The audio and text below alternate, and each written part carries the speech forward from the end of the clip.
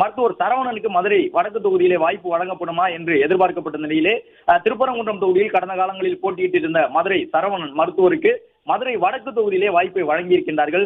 உசிலம்பட்டி தொகுதியை பொறுத்தவரை அதிமுகவினுடைய முன்னாள் சட்டப்பேரவை உறுப்பினரான மகேந்திரனுக்கு வாய்ப்பு வழங்கியிருக்கின்றது அதிமுக தலைமை. அந்த அடிப்படையிலே உசிலம்பட்டியினுடைய வேட்பாளராக மகேந்திரன் அறிவிப்பு செய்யப்பட்டிருக்கின்றார். ஆண்டிப்பட்டி தொகுதியினுடைய வேட்பாளராக லேகி ராஜன், ஆண்டிப்பட்டி மேற்கு ஒன்றிய செயலாளராக இருக்கக்கூடியவர், அவருக்கு ஒரு வாய்ப்பை தற்பொழுது ஆண்டிப்பட்டி தொகுதியில் அதிமுக தலைமை வழங்கியிருக்கின்றது என்பதை பார்க்கின்றோம். கம்பம் தொகுதியை பொறுத்தவரை ஜக்கையனுக்கு மீண்டும் வாய்ப்பு வழங்கப்பட்டிருக்கின்றது. போடிநாயக்கனூர் தொகுதியிலே நாராயணசாமி போட்டியிடுகின்றார். அதிமுகவிலே கொள்கை பரப்பு துணை செயலாளராக இருக்கக்கூடியவர். அதிமுகவில் தற்பொழுது போடிநாயக்கனூர் தொகுதி என்பது எதிர்பார்க்கப்படக்கூடிய ஒரு தொகுதியாக இருக்கின்றது. அந்த தொகுதியினுடைய வேட்பாளராக வி.டி. நாராயணசாமி அதிமுகவில் கொள்கை பரப்பு செயலாளர் நிலையில் இருக்கக்கூடியவர், அவருக்கான வாய்ப்பை வழங்கியிருக்கின்றார்கள். திருநெல்வேலி பக்கம் பார்த்தோம் என்றால் திருநெல்வேலியினுடைய வேட்பாளராக திருநெல்வேலி மாநகர மாவட்ட செயலாளர் தச்சை கணேசராஜாவிற்கு அதிமுக தலைமை வாய்ப்பு வழங்கியிருக்கின்றது. ஆலங்குளம் தொகுதியினுடைய வேட்பாளராக KRP பிரபாகரன் அறிவிக்கப்பட்டிருக்கின்றார். தென்காசி தொகுதியினுடைய வேட்பாளராக செல்வ மோகன்தாஸ் அறிவிக்கப்பட்டிருக்கின்றார். கடையநல்லூர் தொகுதியினுடைய வேட்பாளராக கிருஷ்ணமுரளி அறிவிக்கப்பட்டிருக்கின்றார். ஸ்ரீவைகுண்டம் தொகுதியினுடைய வேட்பாளராக சண்முகநாதனும், சங்கரன்கோவில் தனி தொகுதியினுடைய வேட்பாளராக திலீபன் ஜெய்சங்கரும் அறிவிக்கப்பட்டிருக்கின்றார். பல்வேறு பகுதிகளிலே புதிய வேட்பாளர்கள் அறிவிப்பு செய்யப்பட்டிருக்கின்றார்கள் என்பதையும் பார்க்கின்றோம். அதே நேரம் ஏற்கனவே கடந்த காலங்களில் போட்டியிட்டவர்களுக்கு மீண்டும் வாய்ப்பு வழங்கப்பட்டிருக்கின்றது என்பதையும் பார்க்க முடிகின்றது. ஆம்பூர் தொகுதியை பொறுத்தவரை வெங்கடேசன் போட்டியில் இருக்கின்றார்.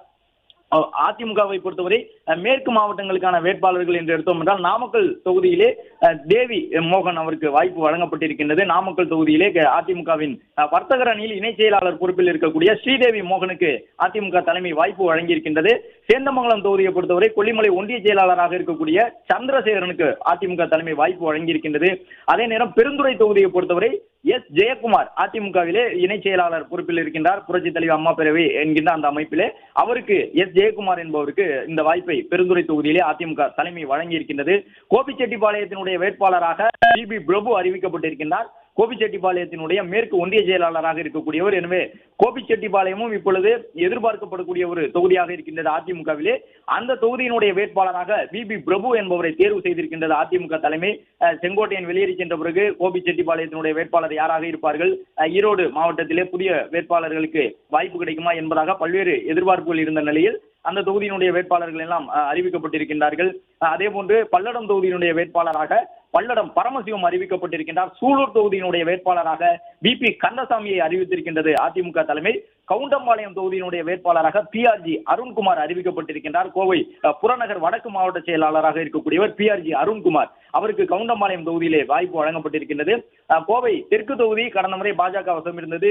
வடக்கு தொகுதியிலே போட்டியிட்டிருந்த அம்மன் அர்ஜுனன் இந்த முறை கோவை தெற்கு தொகுதிக்கு மாறுதல் ஆகியிருக்கின்றார். கோவை தெற்கு தொகுதியிலே அம்மன் அர்ஜுனன் கோவை மாநகர் மாவட்ட செயலாளர் போட்டியிடுகின்றார்.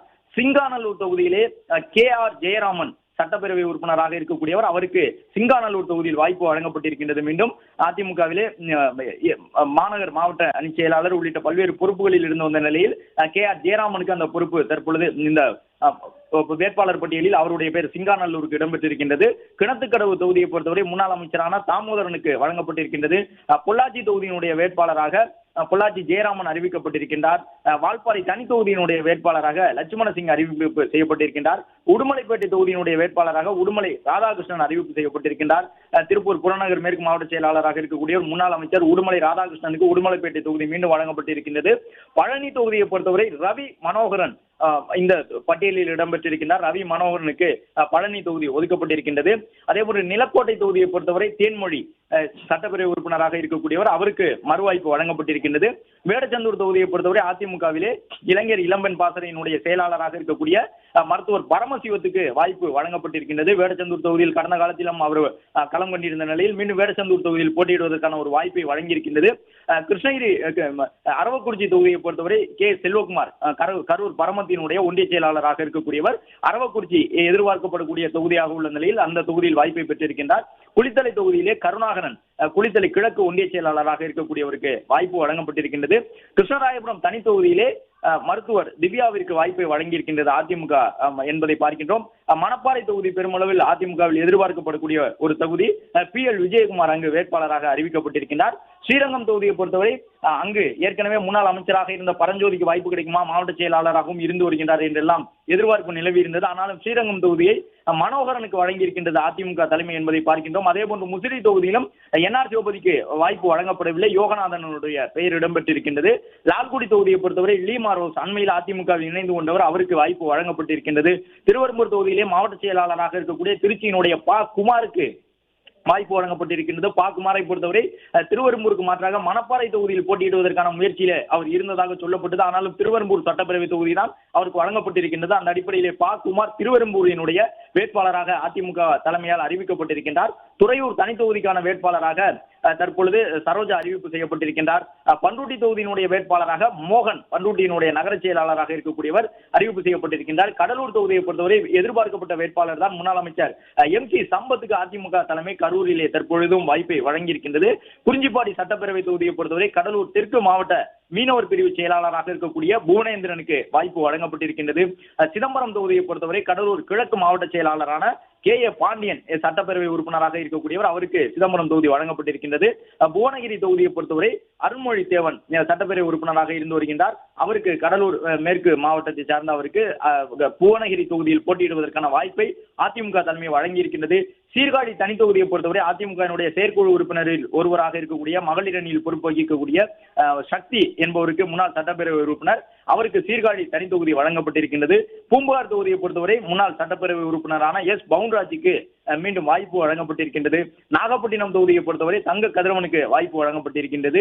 திருத்துறைப்பூண்டி தனி தொகுதியிலே பாலதண்டாயுதம் போட்டியிடுகின்றார். திருவிடைமருதூர் தனி தொகுதியிலே இளமதி சுப்பிரமணியன் போட்டியில் இருக்கின்றார். பாபநாசம் தொகுதியிலே அதிமுக வேட்பாளராக D சண்முக பிரபு அறிவிக்கப்பட்டிருக்கின்றார்.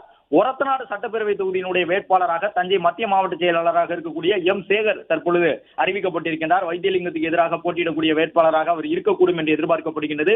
ஒரத்தநாடு தொகுதியினுடைய வேட்பாளராக M சேகர் அறிவிக்கப்பட்டிருக்கின்றார். பட்டுக்கோட்டை தொகுதிக்கு எதிர்பார்க்கப்பட்ட CV சேகர் முன்னாள் சட்டப்பேரவை உறுப்பினர் தொடர்ச்சியாக மீண்டும் வாய்ப்பு பெறுவதற்காக முயற்சித்து வந்தார், அவருக்கு வாய்ப்பை வழங்கியிருக்கின்றது அதிமுக தலைமை என்பதை பார்க்கின்றோம். ஏற்கனவே தஞ்சாவூர் தொகுதியை பொறுத்தவரை பாஜகவிற்கு வழங்கப்பட்டிருந்தது. தஞ்சை மாவட்டத்தில் தஞ்சாவூருக்கு அடுத்த நிலையில் இருக்கக்கூடிய முக்கிய தொகுதியில் ஒன்றான பட்டுக்கோட்டை தொகுதியிலே CV சேகருக்கு வாய்ப்பு வழங்கியிருக்கின்றது.